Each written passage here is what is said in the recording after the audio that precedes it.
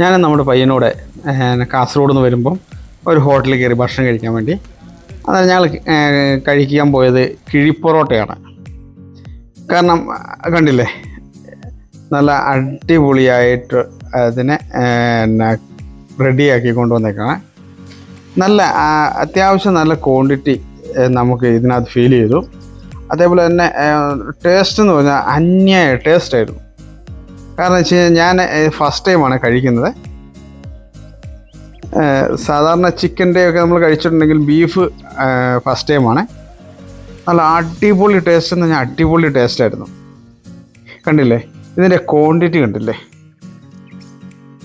ഞാൻ നമ്മുടെ പയ്യനും കൂടെ പോയിട്ടായിരുന്നു കഴിച്ചത്. അവനും ആദ്യമായിട്ടാണ് കഴിക്കുന്നതെന്ന് പറഞ്ഞു. ഇത് കാസർഗോഡ് നിന്ന് വരുന്ന വഴിക്കാണ്, കാഞ്ഞങ്ങാടേക്ക്.